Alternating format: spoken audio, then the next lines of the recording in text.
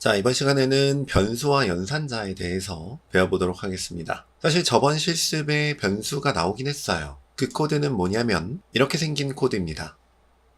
어디서 이 코드를 봤냐면 이렇게 생긴 여기 네 번째 줄, 다섯 번째 줄에서 이 코드를 확인을 했었어요. 실습 2에서 주소를 복사했죠. 그래서 이렇게 적으셨을 겁니다. 자, 네 번째 줄, 다섯 번째 줄의 의미는 오른쪽에 있는 결과물 요거를 왼쪽에 넣어라.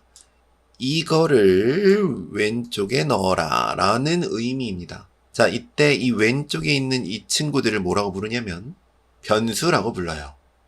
프로그래밍에서 변수는 상자 같은 개념입니다. 그래서 어떤 특정한 데이터를 상자 안에 담아놓는 거예요. 그러고 나면 이 상자를 코드의 뒤에서 계속 활용할 수 있게 됩니다. 자, 이 상자를 그럼 왜 쓰냐? 상자에 담아두고 난 다음에 코드가 계속 길어졌어요. 예를 들면 지금은 9줄밖에 없는데 1000줄이나 10,000줄이 된 거죠. 그럼 상자에 담아두지 않고 이 중간에 있는 내용물을 중간중간에 계속 썼다면 여러분들이 모든 파일과 이 코드들을 돌아다니면서 다 하나씩 수정을 해줘야 됩니다. 그럼 매우 힘든 일이잖아요. 코드가 계속 길어지면 길어질수록 더 힘든 일일 겁니다. 그리고 프로그래밍이라는 건 한 번 적고 완성이 아니라 계속 이 코드를 수정해야 될 텐데 그때마다 반복적으로 이런 작업을 수행한다면 너무 힘들 거예요. 변수는 상자에 넣어 담아두는 겁니다. 이 상자에 담아놓을 때 장점은 한 번 상자에 담아놓고 뒤에 코드의 진행 과정 속에 상자 이름만 적어주게 되면 언제든지 상자의 내용물을 이 사이사이에 이용할 수 있게 되는 겁니다. 그럼 나중에 상자 내용물이 수정이 되면 상자를 적은 이 줄만 바꿔주면 돼요. 그럼 나머지 줄들은 어차피 상자 이름을 적어놨기 때문에 알아서 수정이 됩니다. 아주 편리하네요. 자, 이런 상자를 바로 변수라고 부릅니다. 자, 이 상자의 이름은 여러분들이 원하시는 대로 지으시면 돼요. A 이렇게 지어도 됩니다. 여러분들이 원하시는 대로 지으면 되는데 단 이렇게 맘대로 지으면 나중에 여러분들의 코드가 길어졌었을 때 이 변수가 도대체 뭐였지? 라는 생각이 들겠죠. 때문에 좀 의미 있는 이름을 지으시는 게 좋습니다. 그럼 의미 있는 이름을 지을 때는 무슨 고민을 하게 되는가?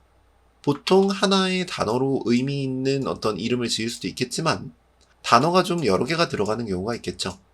예를 들면 폴더여도 원래 소스가 있었던 폴더와 목적지 폴더 혹은 중간 경유하는 폴더 이런 식으로 폴더명들이 다 다를 거잖아요.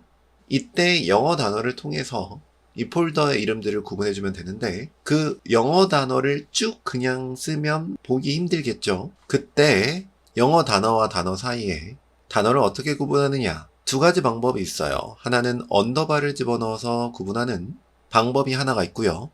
다른 하나는 중간중간 새로운 단어가 시작될 때마다 대문자를 활용하는 방법이 있습니다.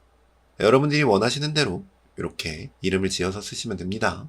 단 이 이름은 규칙이 좀 있긴 해요. 대소문자를 구분하기 때문에 중간중간 여러분들이 대문자를 섞어 놓으셨다면 그 변수와 예를 들면 cat을 이렇게 쓴 변수와 cat을 이렇게 쓴 변수는 다른 변수가 됩니다. 그리고 숫자로 시작할 수가 없어요. 그리고 키워드는 쓸 수 없다 라고 적혀 있는데 이 키워드가 뭐냐면 우리가 배운 것 중에 import가 이 키워드의 대표적인 예시입니다. 그리고 이름과 이름 사이에 공백은 있을 수 없어요. 언더바를 쓰셔야 됩니다. 그리고 변수의 이름은 의미 있는 이름으로 지으셔야 나중에 코드가 길어져도 이 변수가 뭐구나 라는 걸 알 수가 있어요. 그래서 이런 식으로 변수를 지으시면 됩니다. 자, 이 뒤에 보이는 그럼 이건 뭔데? 이렇게 지어놓으면 변수죠. 이건 변수예요. 이 뒤에 보이는 이건 뭐냐면 equal, 같다 라는 의미인 것 같아요. source dir은 이것과 같다? 라는 말일까? 사실 그렇지 않아요. 프로그래밍은 파이썬을 이용해서 파이썬 프로그래밍 언어를 이용해서 뭔가를 시키는, 동작시키는, 일을 시키는, 명령하는 과정이에요. 즉 이 한 줄은 파이썬 프로그램에게 내리는 어떤 명령이어야 됩니다. 이 한 줄은 어떤 명령이냐면 할당하라는 명령입니다. 정확하게는 이 오른쪽에 있는 내용을 왼쪽에 있는 변수에 할당하라는 의미예요.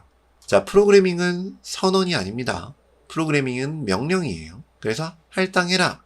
같다가 아니다 라고 알아놓으시면 됩니다. 이런 equal 같은 이런 친구들을 연산자라고 부르는데 프로그래밍 세상에서는 다양한 연산자들이 있어요. 예를 들면 덧셈, 뺄셈, 곱셈, 나눗셈 이것도 다 연산자고요. 우리들이 다 알고 있는 내용들이죠. 혹은 예를 들면 이것과 이것은 같은지 확인해줘. 이것과 이것은 다른지 확인해줘. 큰지 확인해줘. 작은지 확인해줘. 이런 연산자들도 존재합니다. 이외에도 수많은 연산자들이 있어요. 논리 연산자, 비교 연산자, 다양한 연산자들이 있는데 천천히 필요하실 때 알아가시면 됩니다. 자, 어찌됐건 여기 있는 이렇게 비교를 하는 연산자들, 이 연산자들의 결과물은 어떻게 나올까요? 같니의 결과물은 어떤 자료형일까요? 다르니의 결과물은 어떤 자료형일까요? 같다 혹은 다르다겠죠? 그죠? 같니? 맞아. 아니면 아니야. 이렇게 나오겠죠? 참과 거짓으로 나눠지는 자료형? 그거 뭐였죠? 불이었죠. 그죠? 비교 연산자의 결과물은 불 타입으로 나온다.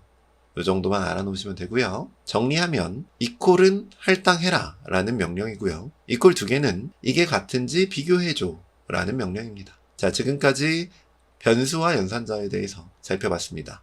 자, 이번 시간은 여기까지 진행하도록 할게요. 수고하셨습니다.